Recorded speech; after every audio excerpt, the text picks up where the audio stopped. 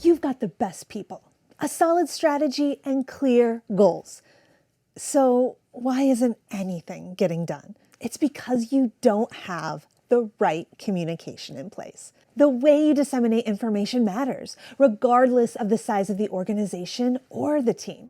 Story time. I got a phone call from a potential client. They had a large technology initiative stuck dead in its tracks. They were months past the estimated live date. The updated dates kept getting pushed out. The teams were not in alignment about what actually needed to be done or what success even looked like. And the executive team was frustrated that the approved project was stuck, racking up costs with no ROI. When I dove in, do you want to know what the actual problem was? The way the project was communicated to the whole organization. From day one, the executive team set a goal around standing up a new line of business and technology in a total vacuum. They assumed it would be a standalone team with no impact to the rest of the organization and no integration needed. They talked about it in an all-employee town hall for awareness, and then they handed it off to the project manager and the brand new employee they hired to stand up this team. Here's the problem. The exec team was totally wrong, but there was an impact to the rest of the organization. The new team would also have to rely on some corporate resources as part of their day-to-day operations process. Oh, and the technology was going to need to be vetted and integrated. It was the opposite of what the executive team had assumed when they set the goals. And the team was in chaos because there wasn't the right communication from the beginning. So, what do successful leaders do to avoid this chaos? They follow Liz's rules for the right communication. Number 1, communication is ongoing. It's not one time. Many executives think it's just one and done. Make a decision and then just talk about it in the town hall after the decision's been made. Yeah, that's important, but communication needs to start much earlier with the right people. Think about who needs to be brought in when. What feedback do you need in order to make the decision and set the goal in the first place? Do you understand the impact fully, or do you need to bring in others to help assess what needs to be considered? Your job as a leader is to rely on the right folks at the right time. Who needs to be involved in the brainstorming, in goal setting, in resource planning? Having the right people at the table makes a huge difference in your ability to get shit done efficiently. Are you setting goals in a vacuum? You need to involve the right folks to find success. And remember, it takes multiple times to learn information before someone actually retains it. So make sure you're introducing the idea early enough and giving people time to digest it. Effective communication is never one and done. Number 2, the right structure. There is no one-size-fits-all approach to communication. Depending on your organization and your team and what you're trying to communicate, you're going to need to take different approaches. And adding new meetings is usually not the only answer. So first things first, audit the meetings you currently have. Let's look at them and see, are they still necessary or have some of them outlived their purpose?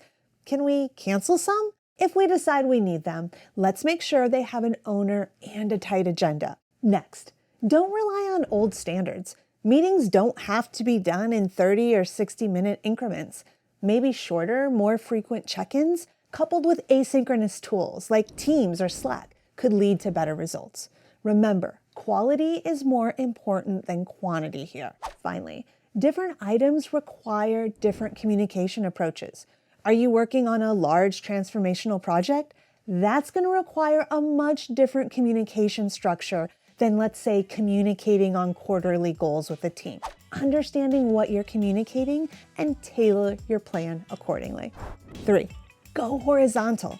Top-down communication isn't all bad, but it can't end there. If we want true communication, collaboration, and ultimately buy-in, we have to break down the silos and foster communication between our teams. Setting a precedent and a process up for cross-functional team engagement and communication will help your teams problem solve more independently and collaborate more closely to achieve the final goal. So often teams don't really understand the impact their work, or lack thereof, has on departments, projects, or the business as a whole. Silos keep our teams from working together to get further faster. They keep roadblocks in place longer than they need to.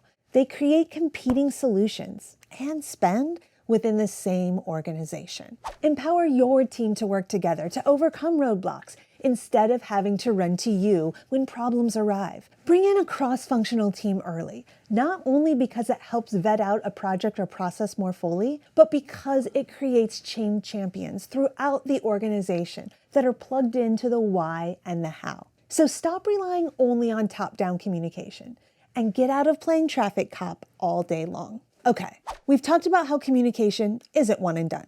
We've talked about how you need to have the right communication structure. We've talked about how you need to foster horizontal communication. And finally, you need to create a feedback process. Your team has good ideas. They also have things they don't like or that are broken.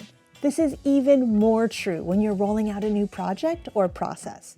But they also don't want to look stupid or step out of line. So it's not always easy to get this type of feedback from them. Setting up an easy process to gather this type of information helps organizations fix what's not working more quickly and get innovative ideas that are outside of the box. By knowing where and how to provide this feedback, your team can help you stay on track, keep you aware of roadblocks, and keep you in front of their needs. Your team has good ideas. We need to get it out of water cooler conversation and into an actual plan. So what happened to that company that called me? We got the right people in the room with the executive team and level set on where we were at and where we were even trying to get to in the first place. We created a cross-functional team of business and IT folks to work together on the project on a go forward, with a process set up to gather feedback and features for them to work through and prioritize. We set new, realistic goals with owners and deadlines, and we outlined what would be communicated up and down on the project, by who, when, and where. The new cross-functional team was able to define a revised scope and timeline that moved the project forward into testing within 45 days. The collaboration between the new cross-functional team not only helped get this project live, but also became the new standard for project work on a go forward. Finally, the company was able to start collecting some great ideas which they hadn't considered and built into their process and their plan. Morale went through the roof, and the executive team was happy with the progress. Remember, a perfect plan is nothing if you don't have the right communication. And if communication isn't your problem, check out this video on finding the right problem. I'll catch you over there. Make it a great one.